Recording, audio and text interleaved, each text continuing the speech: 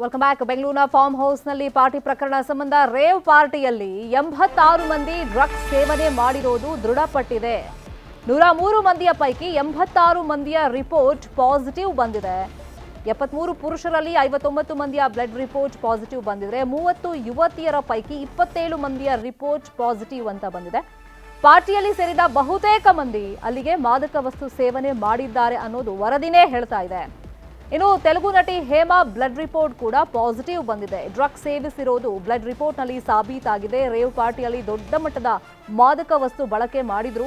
Blood ರಿಪೋರ್ಟ್ನಲ್ಲಿ positive ಬಂದವರಿಗೆ CCB notice ಕೊಟ್ಟು ವಿಚಾರಣೆಗೆ ಕರ್ಕೊಂಡು ಬರೋದಕ್ಕೆ ಬೇಕಾದಂತ ತಯಾರಿಗಳನ್ನು ಮಾಡಿಕೊಳ್ತಾ ಇದೆ. Sunset to sunrise victory ಶೀರ್ಷಿಕೆಯಲ್ಲಿ ಪಾರ್ಟಿಯನ್ನ ಅರೇಂಜ್ ಮಾಡಲಾಗಿತ್ತು.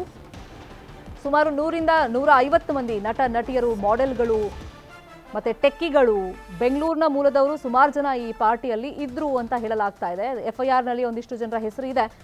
ಆಕ್ಚುಲಿ ಈಗ ಸಿಸಿಬಿ ಅಧಿಕಾರಿಗಳು ಈ ಬ್ಲಡ್ ರಿಪೋರ್ಟ್ ಬರಲಿ ಅಂತ ಕಾಯ್ತಾ ಇದ್ರು. ಈಗ ಸುಮಾರು 86 ಮಂದಿ ಡ್ರಗ್ಸ್ ಸೇವನೆ ಮಾಡಿರೋದು ಕನ್ಫರ್ಮ್ ಆಗಿದೆ. ಆ ನಿಟ್ಟಿನಲ್ಲಿ ಈಗ ಹೆಚ್ಚಿನ ವಿಚಾರಣೆಯನ್ನ ಅಧಿಕಾರಿಗಳು ನಡೆಸ್ತಾರೆ.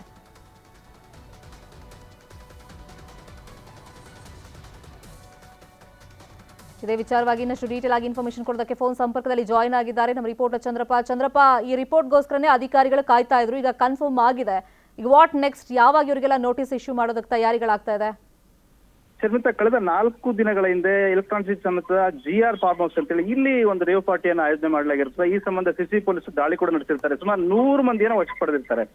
ವಶ ಪಡೆದ ಸಂದರ್ಭದಲ್ಲಿ ಅಲ್ಲಿ MDMA, ಕೊಕೇನ್ ಮತ್ತೆ ಹೈಡ್ರೋ ಗಾಂಜಾ ಈ ರೀತಿಯ ಮಾದಕ ವಸ್ತುಗಳು ಸಿಕ್ಕಿರ್ತದೆ. ಹಾಗಾಗಿ ಪೊಲೀಸರು, ಸಿಸಿಬಿ ಪೊಲೀಸರು ಅಲ್ಲಿರ್ತಕ್ಕಂಥ 103 ಜನರ ಬ್ಲಡ್ ಸ್ಯಾಂಪಲ್ ಅನ್ನು ತಗೊಂಡು ಕಲೆಕ್ಟ್ ಮಾಡಿ ಲ್ಯಾಬ್ ಕಳಿಸಿರ್ತಾರೆ. ಲ್ಯಾಬ್ ರಿಪೋರ್ಟ್ ಇವತ್ತು ಸಿಕ್ಕಿದೆ. ಅದರಲ್ಲಿ ಸುಮಾರು 73 ಜನರಲ್ಲಿ 59 ಜನ ಪುರುಷರು ಏನು ಗಾಂಜಾ ಅಥವಾ ಕೊಕೇನ್, MDMA ಸೇವನೆ ಮಾಡಿರೋದು ಸಿಕ್ಕಿದೆ. ಜೊತೆಗೆ 30 ಜನರಲ್ಲಿ 27 ಜನ ಮಹಿಳೆಯರು ಕೂಡ ಗಾಂಜಾ ಸೇವನೆ ಮಾಡಿದ್ದಾರೆ, ಮಾದಕ ಸೇವನೆ ಮಾಡಿದ್ದಾರೆ ಅಂತ ಸಿಕ್ಕಿದೆ. ಸೊ ಈ ಒಂದು ಹಿನ್ನೆಲೆಯಲ್ಲಿ ಇವತ್ತು ಸಿಸಿಬಿ ಪೊಲೀಸರು ಎಲ್ಲರೂ ಕೂಡ ನೋಟಿಸ್ ಕೊಡೋ ಸಾಧ್ಯತೆ ಇದೆ. ಯಾಕೆ ಅಂತ ಹೇಳಿದ್ರೆ ಅವತ್ತು ಘಟನೆ ನಡೆದ ಸಂದರ್ಭದಲ್ಲಿ, ವಶ ಪಡೆದ ಸಂದರ್ಭದಲ್ಲಿ ಲ್ಯಾಬ್ ರಿಪೋರ್ಟ್ ಸಿಕ್ಕಿದ್ರೆ, ಹಾಗಾಗಿ ಅವರಿಗೆ ವಿಚಾರಣೆಗೆ ಹಾಜರಾಗಬೇಕು ಮತ್ತೆ ಒಂದೇನು ವಿಚಾರಣೆದ ಸಹಕಾರ ಕೊಡಬೇಕು ಅಂತ ಹೇಳಿ ನೋಟಿಸ್ ಕೊಟ್ಟಿರ್ತಾರೆ. ಸೊ ಆ ಬೇಸ್ ಮೇಲೆ ಅವರನ್ನು ಬಿಟ್ಟು ಕೂಡ ಕಳಿಸಲಾಗಿರ್ತದೆ. ಇದರಲ್ಲಿ ತೆಲುಗಿನ ನಟಿ ಹೇಮಾ ಅಲಿಯಾಸ್ ಕೃಷ್ಣವೇಣಿ ಕೂಡ ಅವ್ರದ್ದು ಕೂಡ ಪಾಸಿಟಿವ್ ಬಂದಿದೆ. ಅವರ ಬ್ಲಡ್ ಸ್ಯಾಂಪಲ್ ಕೂಡ ಅವತ್ತು ಡ್ರಾ ಮಾಡಿ ಕಳಿಸಲಾಗಿತ್ತು. ಅವ್ರದ್ದು ಕೂಡ ಸ್ಯಾಂಪಲ್ ಪಾಸಿಟಿವ್ ಬಂದಿರೋದ್ರಿಂದ ಎಲ್ಲರೂ ಕೂಡ ನೋಟಿಸ್ ಅನ್ನ ಕೊಡ್ತಾರೆ. ನೋಟಿಸ್ ಕೊಟ್ಟಾದ್ಮೇಲೆ ಅವ್ರನ್ನ ವಿಚಾರಣೆಗೆ ಕರೆದು ಮುಂದಿನ ಹಂತವಾಗಿ ಈ ಒಂದು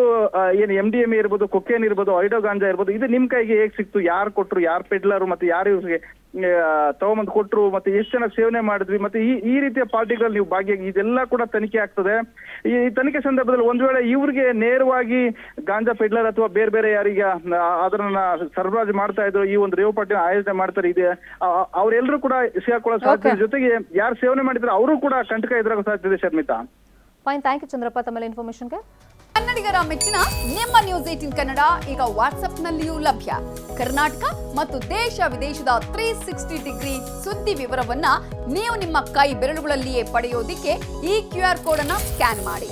ನಮ್ಮ ಚಾನೆಲ್ ಅನ್ನ ಫಾಲೋ ಮಾಡಿ, ನೋಟಿಫಿಕೇಶನ್ ಆನ್ ಮಾಡಿ.